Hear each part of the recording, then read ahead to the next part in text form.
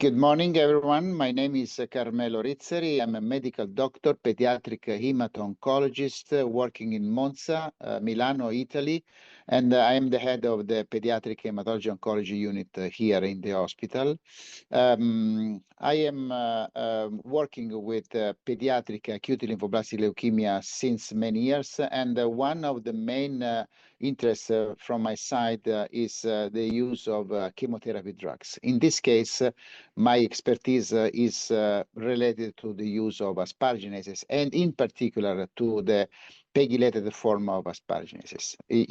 Pegaspargase is probably the most widely used product used in the high-income countries, and this is something that allows the patients also to receive an effective treatment.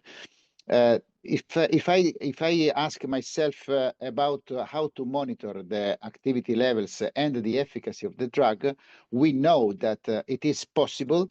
Pegylated asparaginase is one of the drugs that can be monitored in terms of efficacy, not about toxicity, but efficacy, because the activity levels are a surrogate marker of the asparagine depletion, which is the main mechanism of efficacy towards the leukemic cells. It does exist a therapeutic drug monitoring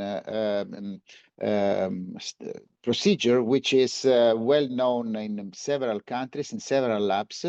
And it is important to perform it because at the fixed time points, you may monitor the activity levels, not only because you want that these levels are beyond a certain threshold, which is 100 units per liter, but you may also understand if the patient is going below that, and or if the patient has an allergic reaction. Sometimes the allergic reactions are characterized by a very low activity levels, but sometimes these hypersensitivity reactions are not against the drug, but against the pegylated structure.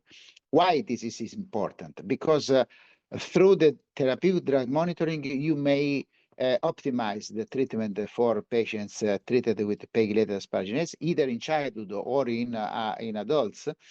And sometimes you can also avoid the shift to other products because you understand that even if the clinical reaction is sometimes relevant for the child or for the patient, the activity levels are there. So you may use, for example, the premedication, and the premedication prevents this phenomenon. So in other words, the premedication reduces the hypersensitivity reactions in terms of clinical shape, but the clinical reactions sometimes can be not real hypersensitivity reactions. So the therapeutic drug monitoring is very important to ascertain that the activity levels are adequate. Premedication allows the reduction of clinical reactions, but allows also to be sure that the patient is receiving the adequate amount of drug, and therefore the therapeutic effects. We know that with these precautions, treatment can be optimized, and thereafter the patient can have the best from the pegylated asparaginase treatment.